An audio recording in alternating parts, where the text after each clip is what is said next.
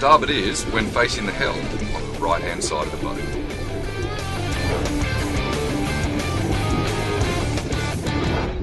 One of the most important elements of your boat is your outboard, and part of that is the cooling system. And one of the most important things you should check on that is making sure that your cooling system isn't blocked. Now, before you head out on the water, the easiest thing to do is just to check around it and make sure that there's nothing blocking it in any way.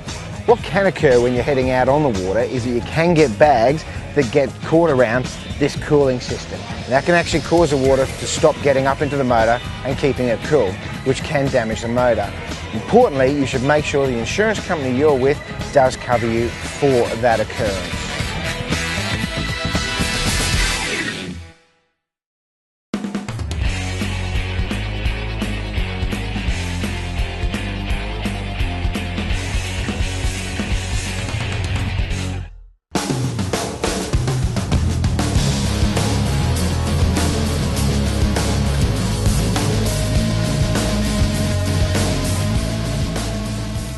G'day, I'm Senior Constable Luke Watkins from Wynnum District Water Police, and we're here at Brisbane Water Police today. I'm here to talk to you about jet skis and personal watercraft and some of the legislations and requirements in relation to them. To start with your jet ski you need to be licensed. You need a specific licence, so you need your boat licence as well as a personal watercraft licence, and the jet ski obviously needs to be registered as well. Whenever you're on the jet ski you have to wear your lanyard, so whoever the licence operator of the ski is, they have to wear their lanyard. It has to be attached to themselves by the hand or their jacket. You need to be wearing a life jacket, and it depends on the area of operation as to what jacket you're wearing. If you're operating in smooth waters, you need a PFD 2 or 3, or a wetsuit that is rated to a PF 3. If you go into partially smooth waters or open waters, you're going to need a PFD 2. Also, there's new requirements in relation to flares and EPIRB, that if you're operating in partially smooth waters more than half a nautical mile from land, or in open waters, you need flares and on board and a V-sheet, and you're also required, if you go more than 2 nautical miles offshore, to have a EPIRB on board.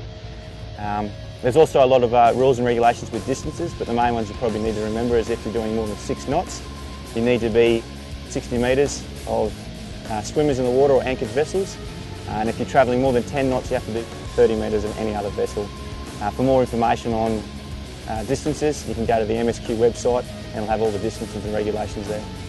If you're operating the PWC after sunset and before sunrise, and also in reduced visibility, the same rules in relation to navigation lights applies to the jet ski, where you're required to have your steaming lights, a red and a green, and an all-round white light that can be seen for 360 degrees. There's also a requirement that you comply with the manufacturer specifications in relation to capacity on the ski. If obviously only a 2-seater, you can only have 2 people on it. 3-seater, you can have 3 people on it.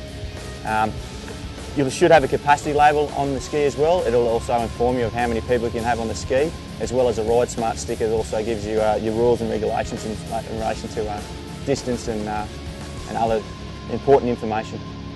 This has been your safety tip, brought to you by the Brisbane Water Police.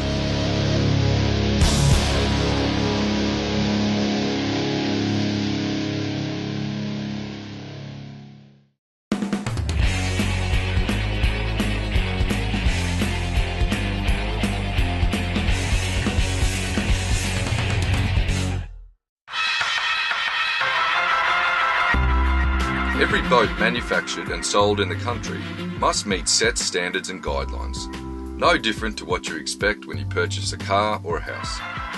Marine Queensland, together with Maritime Safety Queensland, have developed a workshop especially for boat manufacturers to ensure consistent and thorough understanding of boat building standards and guidelines to ensure a maximum safety standard for vessels across the industry. Manufacturers can choose to build one of 3 vessel standards, depending on where the boats will end up. Boats exported overseas require additional standards to be met. The most popular build standard in Australia is the AS 1799. The tests include a variety of exercises, including a full throttle handling test, top speed test, weight and flotation tests, and a swamping test. Boat builders and testers work together to measure and ascertain each vessel's safety and build standards. It's important to know that vessels built here in Australia meet the highest standards. Days like these ensure that boaties can locate and understand exactly what the vessel's legal capacity and design limitations are, ensuring that everyone from all levels of boating can stay safe. It also provides peace of mind when buying a boat, knowing the basic information is readily available to any potential buyer without the need of translation.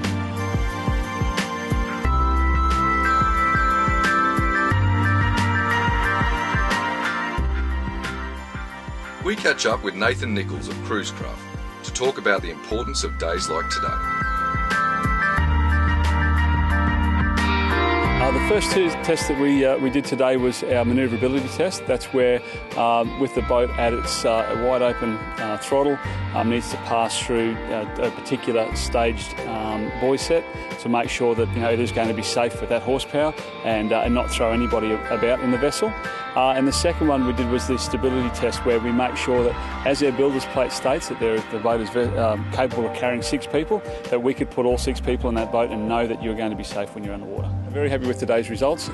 It reassured us that the way that we build our product and the way that we test our product is compliant. I think there should be a number of these days per year. It gives us as manufacturers an opportunity to take our boats along and get independently inspected. Being new model releases throughout the year, it should be done at least every 12 months. The standards that we produce are quite involved, and to make sure that we comply, and one person's interpretation can be different to another's.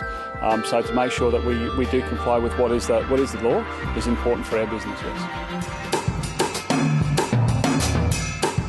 This day was sort of put together by Maritime Safety Queensland with industry to try and improve the Australian Builders Plate and the understanding of the Australian Builders Plate.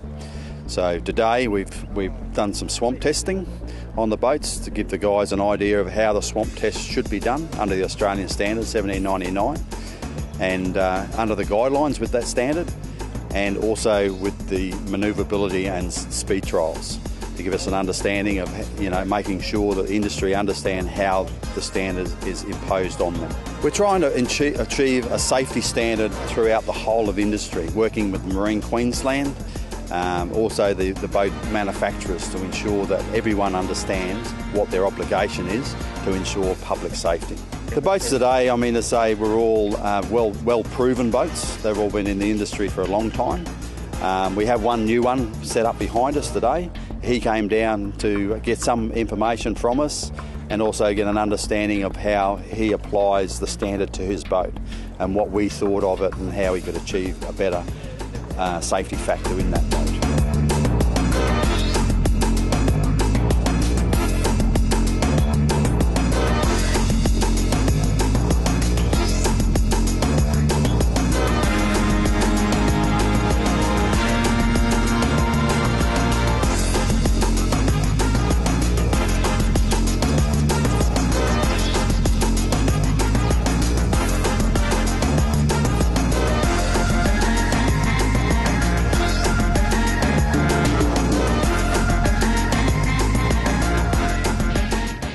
Well, the guys are doing it with style. They've had their fun. Now it's my turn.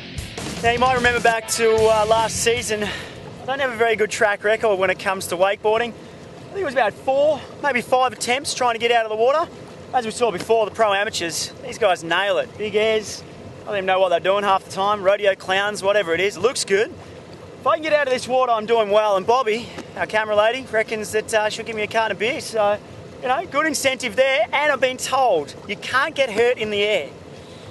So that's a good thing. Fingers crossed, arms crossed, heads crossed. Let's do this. So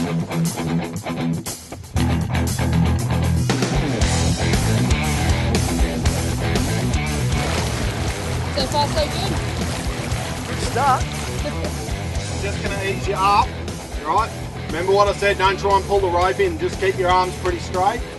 Keep your knees a little bit bent, and as the pressure comes on, as you're coming up out of the water, don't worry if you fade the board towards the boat. You don't have to keep it dead straight across.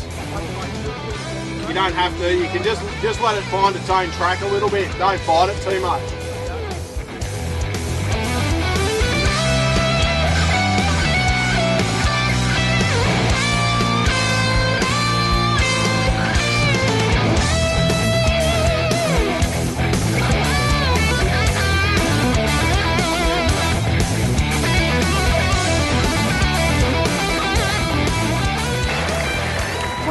touch the water and you're straightening your knees.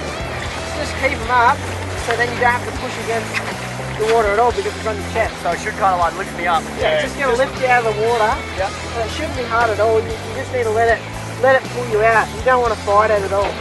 Sorry, I'm not going to lie, you guys make it look real easy.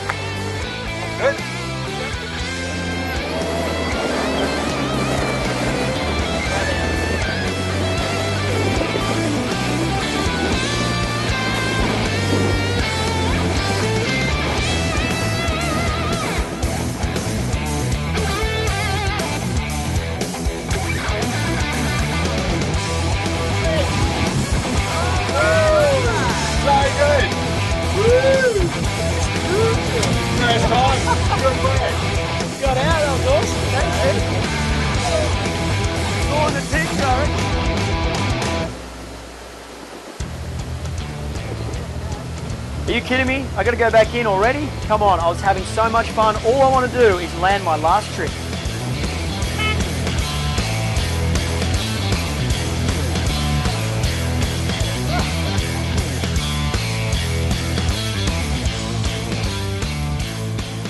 Well, days like these you never forget. You, the family, your friends, it truly is a great way to spend time in the great outdoors. If you'd like any more information about the location, the sport, or the boats, head online. And if you've missed some of tonight's eps, head over to the website for tonight's stories, past eps and behind the scenes. Until next time, ciao.